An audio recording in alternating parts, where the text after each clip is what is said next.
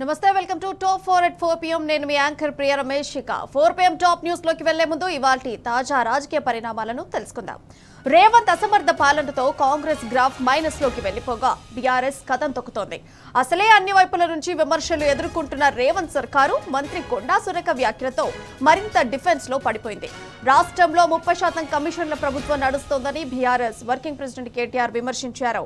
ఇక కాంగ్రెస్ ప్రభుత్వ తీరును నిరసిస్తూ ఓ రైతన్న ధాన్యానికి నిప్పు పెట్టి నిరసన వ్యక్తం చేశాడు. రాష్ట్రంలో వాతావరణం ఒక్కసారిగా మారిపోవడంతో పలు జిల్లాలో వర్షాలు పడుతున్నాయి. ప్రస్తుతం టాప్ 4 బ్రేకింగ్ న్యూస్ చూద్దాం.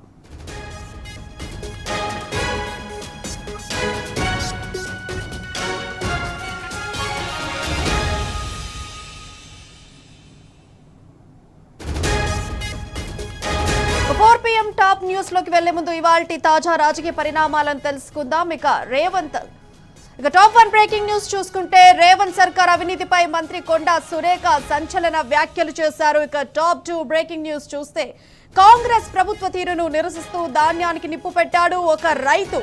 ఇక టాప్ 3 బ్రేకింగ్ న్యూస్ చూసుకుంటే రాష్ట్రంలో ఒక్కసారిగా మారిన వాతావరణం, పలు జిల్లాల్లో వర్షాలు. ఇక టాప్ 4 బ్రేకింగ్ న్యూస్ చూసుకుంటే ఈసారి నష్టాలతో ముగిశాయి స్టాక్ మార్కెట్లు.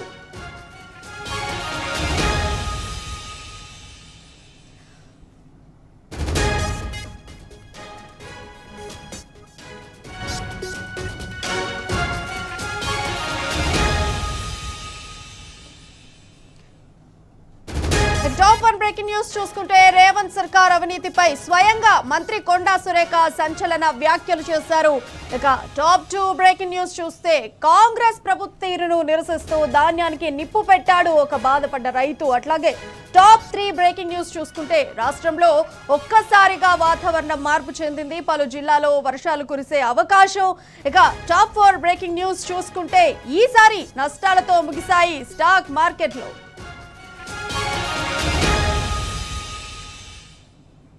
టాప్ ఒకసారి బ్రేకింగ్ న్యూస్ చూద్దాం. ఇక కాంగ్రెస్ పార్టీ అంటేనే కరప్షన్. రేవంత్ ప్రభుత్వంలో అవినీతి రాజ్యమేలుతోంది. మంత్రులు లంచం తీసుకుంటారు. ఈ విషయాన్ని చెప్పింది ఎవరో కాదు, రేవంత్ మంత్రివర్గంలో భాగమైన కొండా సురేఖ. ప్రతి మంత్రి పేషీలో అవినీతి కంపుంటుందని ఆమె అంగీకరించారు. ఆమ్యామ్యాలు లేనిదే ఫైళ్లు అడుగు ముందుకు కదలవని ఒప్పుకున్నారు. మంత్రి కొండా సురేఖ వ్యాఖ్యలు రేవంత్ సర్కార్లో తీవ్ర కలకలం రేపాయి. మరోవైపు ఇప్పటికైనా నిజం అంగీకరించినందుకు కొండా సురేఖను అభినందించారు బీఆర్ఎస్ వర్కింగ్ ప్రెసిడెంట్ కేటీఆర్. ఇక రాష్ట్రంలో కాంగ్రెస్ 30% కమిషన్ సర్కారు నడుస్తుందని విమర్శించారు. బిల్లులు చెల్లించడం లేదని కాంట్రాక్టర్లు సచివాలయంలో ఆందోళన చేపట్టిన విషయాన్ని గుర్తు చేశారు. గతంలో ఎప్పుడూ ఇలా జరగలేదని వివరించారు. మంత్రుల లంచాల వివరాలను కొండా సురేఖ బయటపెట్టాలని కోరారు. ఇక అవినీతికి సంబంధించి సీఎం రేవంత్ రెడ్డి విచారణకు ఆదేశించగలరా అని కేటీఆర్ ప్రశ్నించారు. అవినీతి ఆరోపణలపై విచారణ జరిపించాలని రాహుల్ గాంధీని డిమాండ్ చేశారు. ఇక కొండా సురేఖ వ్యాఖ్యలపై మరిన్ని వివరాలను మా ప్రతినిధి లివిల్ అందిస్తారు. అయితే లివిల్ చెప్పండి, స్వయంగా మంత్రి కొండా సురేఖ సంచలన వ్యాఖ్యలు చేశారు. దీనికి సంబంధించిన పూర్తి డీటెయిల్స్ ఏంటి? వాళ్ళ కాంగ్రెస్ అంటేనే కాంగ్రెస్ అని చెప్పేసి అనేక ఆరోపణలు ఉన్నాయి. గతంలో కూడా కాంగ్రెస్ ప్రభుత్వం వచ్చిందంటే కమిషన్లు ప్రారంభమవుతాయి. కమిషన్లు లేనిది ఏ పని చేయరు కాంగ్రెస్ ప్రభుత్వంలో అని చెప్పేసి కూడా ఒక పేరుంది. ఆ పేరుకు తగ్గట్టుగానే ఇవాళ దేవాదాయ ఏదైతే పర్యావరణ అటవీ శాఖ మంత్రి కొండా సురేఖ స్పష్టం చేసింది, ఏ పని చేయాలన్నా ఏ ఫైల్ కదిలియాలన్నా మంత్రులకు ముడుపులు ఇవ్వందే చేయరు, నేను మాత్రం ముడుపులు తీసుకోకుండా చేస్తున్నానని చెప్పేసి కూడా ఈ సందర్భంగా కుండబద్దలు కొట్టింది. గతంలో ఏదైతే 20% 30% కమిషన్ అని ఏదైతే ఆరోపణలు ఉన్నాయో ఆరోపణలు అన్ని కూడా ఇవాళ కొండా సురేఖ నిజం చేసింది. ఆమె ఆరోపణల నేపథ్యంలో బీఆర్ఎస్ వర్కింగ్ కేటీఆర్ సైతం దీనిపైన స్పందించారు. ఇప్పటికైనా కొండా సురేఖ మాట్లాడిన మాటలు ఏవైతే ఉన్నాయో అభినందనీయం అని చెప్పేసి కూడా కొండా సురేఖను అభినందించారు ఎక్స్ వేదికగా. అంతేకాకుండా 30% కమిషన్ తీసుకొని బిల్లులు పాలు చేస్తున్న విషయాన్ని కూడా ఇవాళ సందర్భంగా కొండా సురేఖ చెప్పిన విషయం నేపథ్యంలో ఎవరెవరు తీసుకుంటున్న వాళ్ళ పేర్లు చెప్తే కూడా బాగుంటుందని చెప్పేసి కూడా ఈ సందర్భంగా ఎక్స్ వేదికగా స్పందించారు.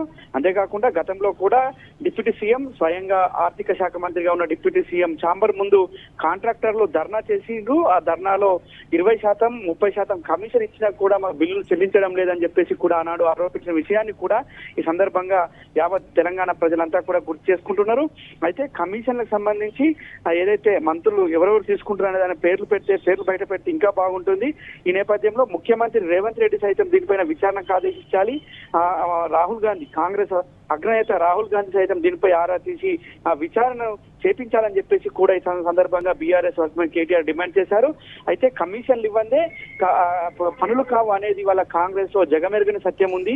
అందుకు నిదర్శనమే ఇవాళ కొండ సురేఖ మాట్లాడిన మాటలు కూడా నిజమయ్యాయి అని చెప్పేసి కూడా ఇవాళ చాలా మంది మేధావులు చర్చించుకుంటున్నారు. ఇవాళ కమిషన్ల కోసం కాంగ్రెస్ ఏదైనా చేస్తుంది, అందుకే దాన్ని కాంగ్రెస్ కాదు స్కామ్ రేస్ అని చెప్పేసి అంటారని చెప్పేసి కూడా ఇలా చాలా మంది ఆర్థిక నిపుణులు చెప్తున్నారు. ఇవాళ ఏదేమైనప్పటికీ ఒక మంత్రిగా, బాధ్యత గల మంత్రిగా తన ఏదైతే కమిషన్లకు సంబంధించి కావచ్చు, ముడుపులకు సంబంధించి తప్పని కాదు, నిజాన్నే చెప్పింది, నిర్భయంగా చెప్పింది, కానీ పేర్లు కూడా చెప్తే బాగుండు అనేది కూడా ఇవాళ చర్చ జరుగుతుంది. ఇప్పటికైనా మొత్తానికి ఈ కాంగ్రెస్ ప్రభుత్వం చేసిన ఈ కమిషన్లకు సంబంధించి పేర్లు బయట పెడితే ఇంకా బాగుంటుందని చెప్పేసి కూడా బీఆర్ఎస్ కేటీఆర్ ఎక్స్ వేదికగా ముఖ్యమంత్రిని రాహుల్ గాంధీ డిమాండ్ చేశారు. రైట్, లివిల్ రెడ్డి, థ్యాంక్ యూ. ఇక ఈ అంశానికి సంబంధించే మరింత సమాచారం మా ప్రతినిధి రవికాంత్ ఫోన్ లైన్ ద్వారా అందిస్తారు. అయితే రవికాంత్, చెప్పండి, స్వయంగా మంత్రి స్థానంలో ఉండి అవినీతి కంపు ఖచ్చితంగా ఉంటుంది అని చెప్పడం అండ్ ఆమ్యామ్యాలు లైన్ డే ఫైలు ముందు కదలడం అట్లాంటి విషయాలు స్వయంగా మంత్రి స్థానంలో ఉండేటువంటి కొండా సురేఖ చెప్పడం జరిగింది. దీనికి సంబంధించి రాజకీయ నేతలు ఎట్లా చూస్తున్నారు, ప్రతిపక్ష నేతలు ఎట్లా చూస్తున్నారు, ప్రజలు ఎట్లా రెస్పాండ్ అవుతున్నారు? పూర్తిగా కాంగ్రెస్ ప్రభుత్వం వచ్చినప్పటి నుంచి ఒక అవినీతి పరమైనటువంటి పరిపాలన, కమిషన్ల పాలన అనేది ఇప్పటి వరకు తెలంగాణ సమాజం మొత్తంలో ఒక చర్చనీయాంశంగా మారిన సందర్భాన్ని అయితే మనం స్పష్టంగా చూస్తా ఉన్నాము. అదే అంశం మంత్రి కొండా సురేఖ స్పష్టంగా చెప్పిన తీరైతే మనకు కనిపిస్తా ఉంది. ప్రత్యక్షంగా ఆమె పూర్తిగా డిఫెన్స్ లో పడిపోయినటువంటి అంశం కూడా మనకు స్పష్టంగా కనిపిస్తా ఉంది. మరోవైపు ఇవాళ ఈ అంశాలన్నింటినీ కూడా చెప్పే క్రమంలో భాగంగా 420 హామీలను ఇవాళ ఏదైతే కాంగ్రెస్ ప్రభుత్వం ప్రజలకు ఇచ్చినటువంటి హామీలను మోసం చేసిన పద్ధతి అంతా తెలంగాణ సమాజం అంతా గమనిస్తూ వస్తోంది.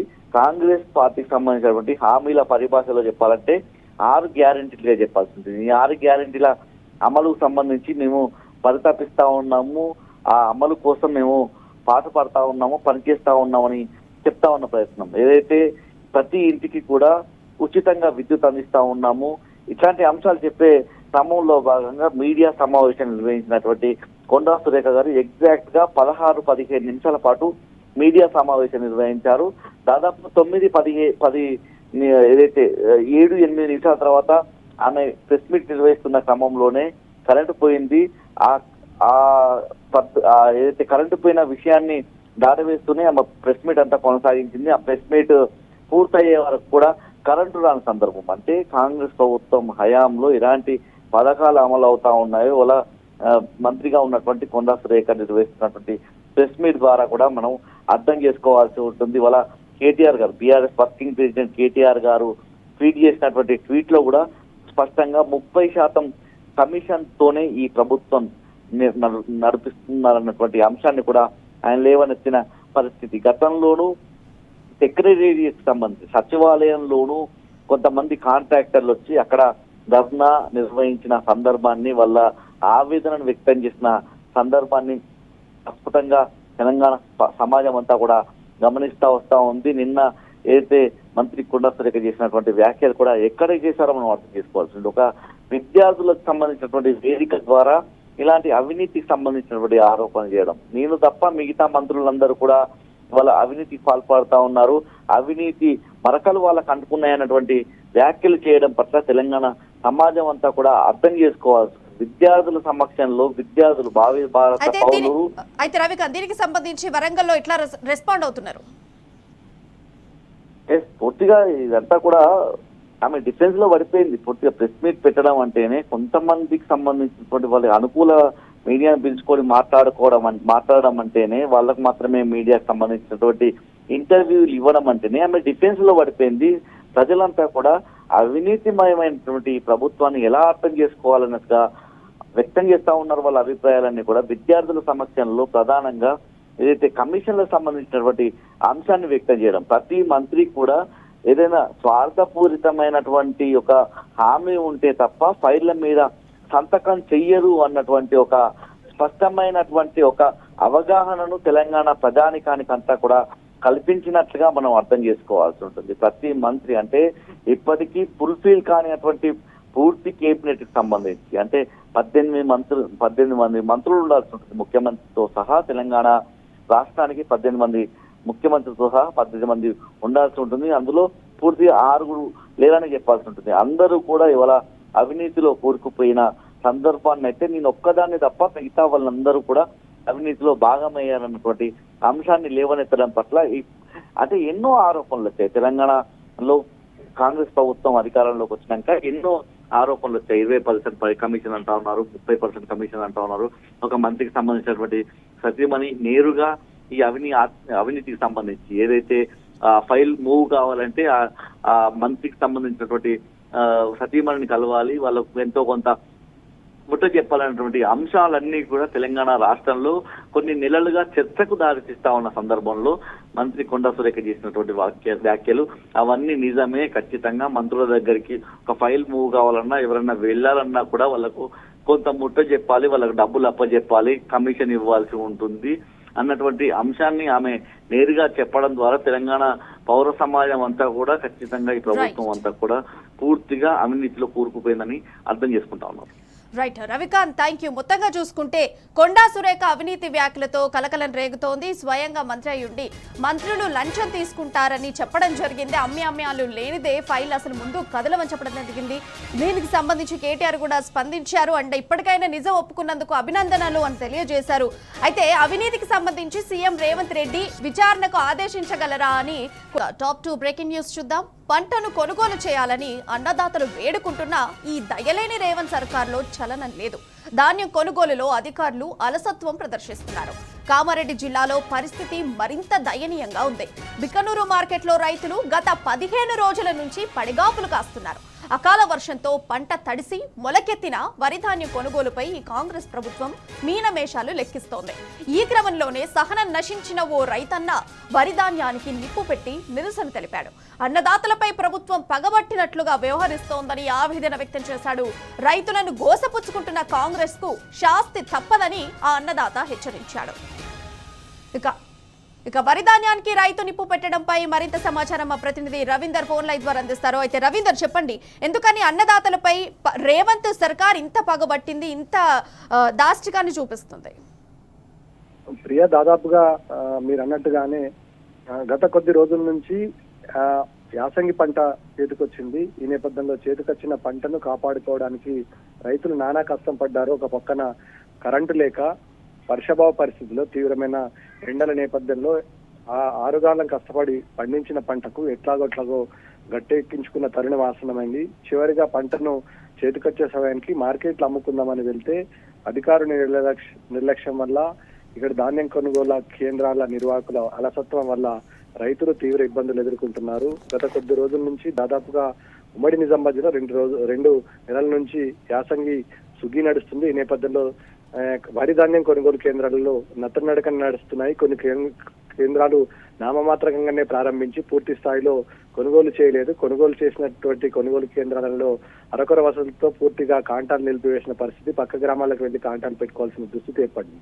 ఈ నేపథ్యంలో బిక్కనూరు మండలంలో కేంద్రంలో ఏర్పాటు చేసినటువంటి ఈ ఎఫ్ఐ కొనుగోలు కేంద్రం వద్ద రైతు 15 రోజుల నుంచి తన వడ్లను కాంటాలు చేయాలని ప్రాధాయపడుతున్నాడు. వర్షంకు తడుస్తున్నాయి, ఎండకెండుతున్నాయి, అధికారులు పట్టించుకోవడం లేదు. తడిసిన వడ్లను ఎత్తుతున్నాయి. చిన్న సన్నకారు రైతులు కాబట్టి తక్షణమే ధాన్యం కొనుగోలు చేసి ఉంటే కొంత మేరకు లాభం జరుగుతుందనే ఆశతో రైతులు అధికారుల కాలావేళ పట్టుకున్న సందర్భం స్పష్టంగా కనబడుతుంది. ఈ నేపథ్యంలో ఇక్కడ ఉన్నటువంటి బిక్కనూరు మండల కేంద్రంలో ఏర్పాటు చేసినటువంటి కొనుగోలు కేంద్రం వల్ల రైతు రమేష్ గత కొద్ది రోజుల నుంచి తమ వడ్లు కాంటాలు చేయడం లేదని వేరే కారణాలు చెప్పి ఇతరులే కాంగ్రెస్ పార్టీకి అనుకూలంగా ఉన్న వ్యక్తులని మాత్రమే కాంటాలు చేసి చిన్న సన్నకారు రైతులకు ఇబ్బందికి గురి చేస్తున్నారని ఆవేదన వ్యక్తం చేశారు. రవీందర్, ఈ పంట కొనుగోలు చేయకపోవడానికి అసలు కారణాలేంటి? ఇక్కడ ఉన్నటువంటి వ్యవసాయ శాఖ అధికారులు కానీ, జిల్లా స్థాయి అధికారులు కానీ స్పష్టమైన కారణాలు ఏవీ చెప్పడం లేదు. కొనుగోలు జరుగుతాయి, కొనుగోలుకు కావాల్సినటువంటి చిన్న చిన్న కారణాలు చూపి అమారీల కొరత, గన్ని బ్యాగుల కొరత అని ప్రధానంగా చెప్తున్నారు. ఒక పక్క వర్షం పడుతున్నాయి, మరొక పక్క వడ్లు తడుస్తున్నాయి. రాత్రి ఒక దగ్గర చేస్తున్నారు, తెల్లారిన తర్వాత కుప్పలను విడగొట్టి ఎండబెడుతున్నారు. ఈ నేపథ్యంలో ఈ రైతులు ఇవాళ దుస్థితిని చూసి అనేక మంది బాధపడ్డ సందర్భం స్పష్టంగా కనబడుతుంది. ఉన్నత స్థాయి అధికారులు పర్యవేక్షణ పూర్తి స్థాయిలో కరువైంది. గన్ని బ్యాగుల కొరత లేదు అని చెప్తున్న అధికారులు విపరీతమైన కొరత, షార్టేజ్ వల్ల ఇక్కడ ఉన్నటువంటి అడ్ల కొనుగోలు కేంద్రాలు పూర్తి స్థాయిలో నిలిచిపోయిన సందర్భం స్పష్టంగా కనబడుతుంది. ఈ నేపథ్యంలో అధికార యంత్రాంగం తక్షణమే స్పందించి ఉంటే రైతులకు ఎక్కువ మొత్తంలో నష్టం వాటిల్లే ప్రమాదం లేదని చెప్తున్న సందర్భం స్పష్టంగా కనబడుతుంది. పూర్తి స్థాయిలో కొనుగోలు ఎప్పటిలోగా చేస్తారు? అసలు ఇంతకీ చేస్తారా, చెయ్యరా? గడువు పూర్తి స్థాయిలో చేసే పరిస్థితి స్పష్టంగా కనబడుతుంది. ప్రభుత్వం మాట నమ్మి దాదాపుగా ఎక్కువ మంది సన్న వడ్లనే సాగు చేసుకోవడం జరిగింది. ప్రభుత్వం ఎన్ని రోజులు తాత్సారం చేస్తే అన్ని 500 రూపాయలు క్వింటాలకు ప్రభుత్వానికి ఖజానాకు మిగులుతుందనే ఒక కుటిల నీతితో రైతుల పైన ఇవాళ అనవసరమైన రాజకీయాలు చేసి చిన్న సన్నకారు రైతులను ఇబ్బంది పెడుతున్న సందర్భం స్పష్టంగా కనబడుతుంది. ప్రభుత్వం కావాలనే ఉద్దేశపూర్వకంగానే తాత్సారం చేసి కొనుగోలు కేంద్రాల్లో ధాన్యం సకాలంలో కొనుగోలు చేయక రైతులు విసిగి వేసారిపోయేసి ప్రైవేట్ వ్యక్తులకు ధాన్యాన్ని అమ్ముకుంటారు. ఈ కారణం చేతనే ప్రభుత్వం మొండిగా వ్యవహరిస్తుంది.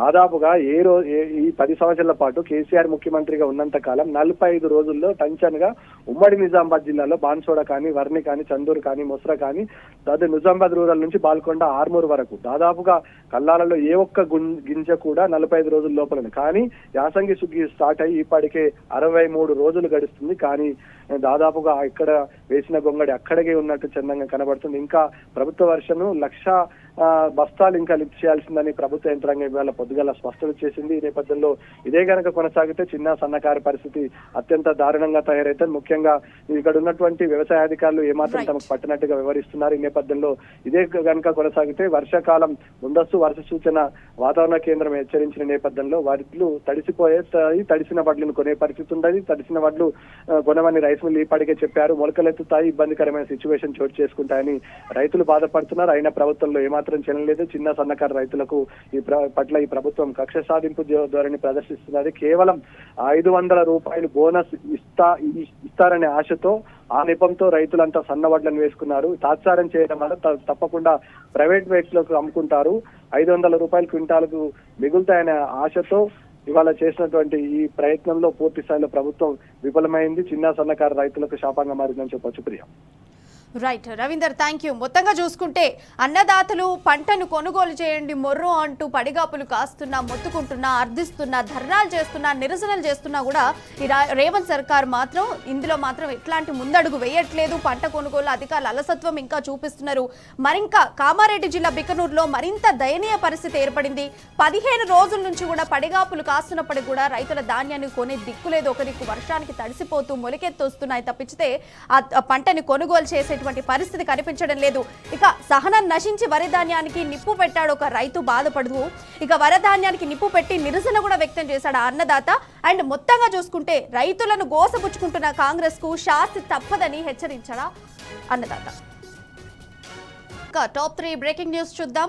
నైరుతి రుతుపవనాలు చురుగ్గా ముందుకు కదులుతున్నాయి. ఈ నేపథ్యంలో రాష్ట్రంలో వాతావరణం ఒక్కసారిగా మారిపోయింది. ఈ రోజు, రేపు మరియు ఎల్లుండి రాష్ట్రంలో తేలికపాటి నుంచి మోస్తరు వర్షాలు పడే అవకాశం ఉంది. ఇక కొన్ని జిల్లాల్లో జోరు వానలు పడే అవకాశాలు ఉన్నాయి. వచ్చే 3 రోజుల్లో గరిష్ట ఉష్ణోగ్రతలు సాధారణం కంటే 3 నుంచి 5 డిగ్రీలు తక్కువగా నమోదయ్యే అవకాశాలున్నట్లు వాతావరణ శాఖ అంచనా.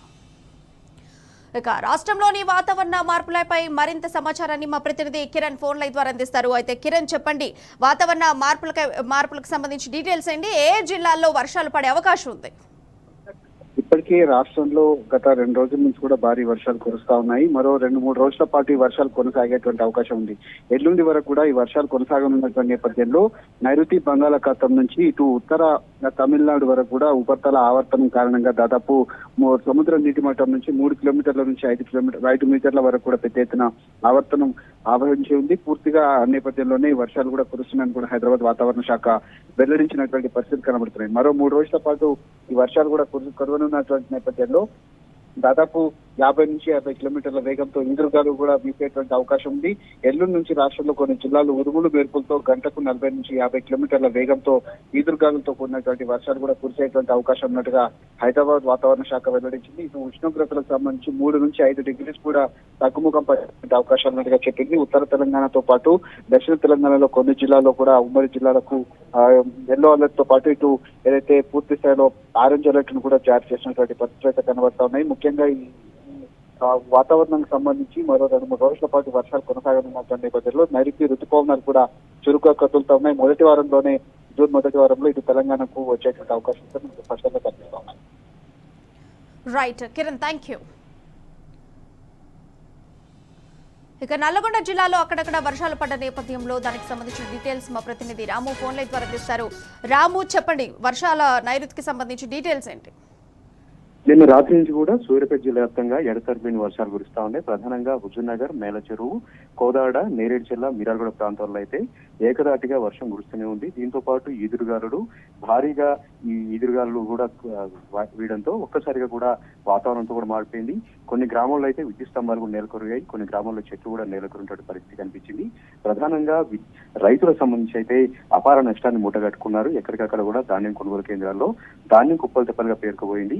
ఈ చెడగొట్టుడు వానలు, ఈ అకాల వర్షాలు ఒక్కసారిగా రావడంతో అక్కడ కప్పడానికి టార్పలిన్లు కూడా లేక ఎక్కడికక్కడ కూడా ధాన్యం తడిసిపోయినటువంటి పరిస్థితి సూర్యాపేట జిల్లా వ్యాప్తంగా కూడా ఉంది. అయితే ప్రభుత్వ శాఖ తరఫున ఆ టార్పలిన్లు అవన్నీ కూడా ఏర్పాటు చేయాల్సి ఉన్నా కూడా ఏ ఒక్క అధికారి కూడా పట్టించుకోవట్లేదు. ఏ ఒక్క కొనుగోలు కేంద్రాల్లో కూడా ఆల్టర్నేట్ గా ఈ టార్పలిన్లు ఏర్పాటు చేయకపోవడంతో అకాల వర్షాలకు ధాన్యంతో కూడా తడిసి మొలకలు వస్తా ఉన్నాయి. దీంతో రైతులు కన్నీరు ముండిగా వినిపిస్తా ఉన్నారు. మాకు 3 రోజుల పాటు కూడా వర్షాలు వస్తాయన్నటువంటి వాతావరణ శాఖ సూచనల మేరకు రైతులు ఇంకాస్త భయపడుతా ఉన్నారు. ఇప్పటికైనా సరే వెంటనే కొనుగోలు జరపాలి, ధాన్యం తడవకుండా ప్రభుత్వ శాఖ ఆధ్వర్యంలో ఎక్కడికక్కడ కూడా టార్పలిన్లు ఏర్పాటు చేయాలని కూడా డిమాండ్లు వ్యక్తమవుతున్నాయి. ఇక నల్గొండ జిల్లాలో కూడా అక్కడక్కడ తేలికపాటి చిరుజల్లుల వర్షం కురుస్తూనే ఉంది. వాతావరణం ఒక్కసారిగా చల్లబడి ప్రజలు ఉపశమనం పొందినప్పుడు కూడా రైతులు మాత్రం తీరనటువంటి అన్యాయం జరుగుతూ ఉంది, తీరనటువంటి నష్టం వాటిల్తా ఉంది. ఎక్కడ చూసినా కూడా ధాన్యం అంతా కూడా కుప్పలు తప్పలుగా పేరుకుపోయింది. కాబట్టి ఈ అకాల వర్షాలంటేనే రైతులు భయపడతా ఉన్నారు. మబ్బులు బట్టి వాతావరణం చల్లబడితే రైతులు అయితే భయభ్రాంతులు గురవుతా ఉన్నారు. ధాన్యం ఏమీ అమ్ముడు పోవట్లేదు, ప్రభుత్వ శాఖలు పట్టించుకోవట్లేదు, అకాల వర్షాలు ఏమో తమను ఇబ్బంది పెడుతున్నాయంటూ కూడా వాపోతా ఉన్నారు. మొత్తానికైతే ఈ రోజు కూడా వర్షాలు కురుస్తా ఉన్నాయి. మరొక 3 రోజుల పాటు కూడా వర్షాలు వస్తాయన్నటువంటి వాతావరణ శాఖ సూచనల మేరకు రైతులైతే భయపడతా ఉన్నారు. అక్కడక్కడ మెరుపులతో పిడుగులు కూడా పడుతున్నటువంటి పరిస్థితి సూర్యాపేట జిల్లా వ్యాప్తంగా నెలకొంది. Right Ramu, thank you. మొత్తంగా చూసుకుంటే నైరుతి రుతుపవనాలు చురుగ్గా ముందుకు కదులుతున్నాయి. అట్లాగే రాష్ట్రంలో వాతావరణం ఒక్కసారిగా మారిపోయింది. ఈ రోజు, రేపు మరియు ఎల్లుండి కూడా రాష్ట్రంలో తేలికపాటి నుంచి మోస్తారు వర్షాలు కురిసే అవకాశం ఉన్నాయి. కొన్ని చోట్ల పిడుగులు కూడా పడే అవకాశం ఉంది. కొన్ని జిల్లాల్లో జోరు వానలు కూడా పడే అవకాశం ఉంది. అండ్ ఇప్పుడు చూసుకుంటే ఈ వానలో ఉన్నటువంటి సిచ్యువేషన్స్ చూసుకుంటే ఈ వానలు ఒకంత రైతులకు బాధను మిగిల్చేటువంటి పరిస్థితి. ఇప్పుడు ఇట్లాంటి తరుణంలో ఇంకా పంట కొనుగోలు కాలేదు కాబట్టి అక్కడ రైతులందరూ కూడా ప్రభుత్వ సహాయం కోసం ఎదురు చూస్తున్నారు, ప్రభుత్వాన్ని అర్థిస్తున్నారు. ఇప్పటికైనా పంటను కొనుగోలు చేయండి లేదా దాచిపెట్టడానికి కాస్త హెల్ప్ చేయండి అన్నట్టుగా రైతులు చూస్తున్నటువంటి పరిస్థితి.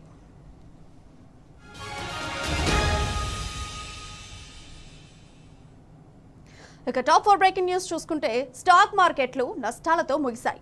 అంతర్జాతీయ మిశ్రమ ఫలితాల నడుమ వారం క్లోజింగ్ డే రోజున మార్కెట్లు లాస్ లోనే ప్రారంభమయ్యాయి. మధ్యాహ్నం తర్వాత కూడా అదే ట్రెండ్ కొనసాగింది.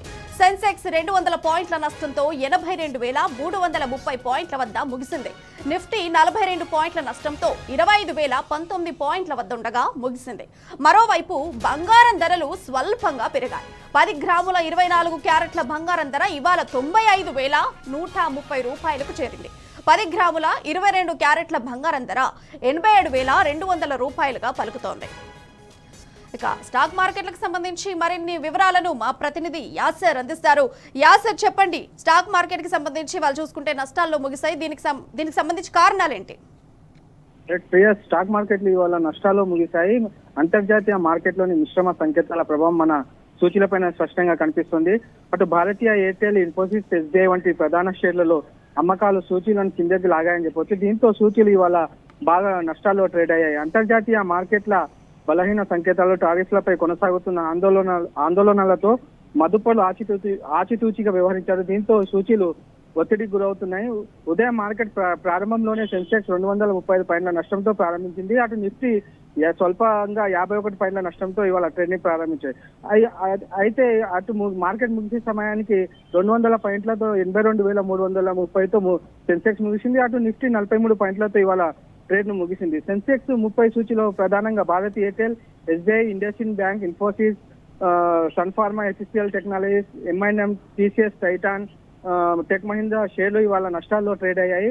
అటు బజాజ్ ఫిన్సర్, బజాజ్ ఫైనాన్స్, అల్ట్రాటెక్ సిమెంట్, ఎటర్నల్, NTPC, మారుతి సుజుకి, టాటా స్టీల్, అదానీ పోర్ట్స్ షేర్లు ఇవాళ లాభాల్లో ఉన్నాయి. ఇక బంగారం ధరల విషయానికి వస్తే 2-3 రోజులు తగ్గుతూ వస్తున్న ధరలకు ఇవాళ ఫుల్ స్టాప్ పడిందని చెప్పవచ్చు. ఇవాళ ఏకంగా 1,200 బంగారం ధర పెరిగింది. దీంతో 24 క్యారెట్ల బంగారం పసిడి ధర ఈ రోజు 95,130కి చేరిందని చెప్పొచ్చు. దీంతో ఇక 22 క్యారెట్ల పుత్తడి ధర 10 గ్రాములు 1100 పెరిగి 87,200 కొనసాగుతుంది. అటు వెండి ధరలో ఇవాళ ఎలాంటి మార్పు లేదు, ప్రస్తుతం పాత ధరలు కొనసాగుతున్నాయి. ఇవాళ బంగారం ధరలు పెరగడానికి ప్రధాన కారణం ప్రపంచవ్యాప్తంగా నెలకొన్న అనిశ్చిత పరిస్థితులు ఒక కొలిక్కి రావడంతో బంగారం ధరలు పెరిగాయని చెప్పొచ్చు. ఇలాంటి పరిస్థితుల్లో ఇన్వెస్టర్లు తిరిగి బంగారంలో పెట్టుబడులు పెట్టడానికి ఆసక్తి కనబరుస్తున్న పరిస్థితి ఉంది. అయితే ఈ పెరుగుదల కేవలం నామమాత్రమేనని రానున్న రోజుల్లో బంగారం ధర తగ్గే అవకాశం ఉందని ఆర్థిక నిపుణులు చెబుతున్న పరిస్థితి ఉంది. ప్రియ, రైట్ సార్, థ్యాంక్ యూ. మొత్తంగా చూసుకుంటే స్టాక్ మార్కెట్లో నష్టాలు ముగిశాయి. మొత్తంగా సెన్సెక్స్ 200 పాయింట్ల నష్టంతో 82,300 పాయింట్ల వద్ద ముగిసింది. అండ్ అట్లాగే చూసుకుంటే బంగారం ధరలు కూడా పెరిగాయి. 2 రోజుల నుంచి తగ్గినటువంటి బంగారం ధర సడన్ గా మళ్ళీ ఈ రోజు 1,200 పెరిగినటువంటి పరిస్థితి.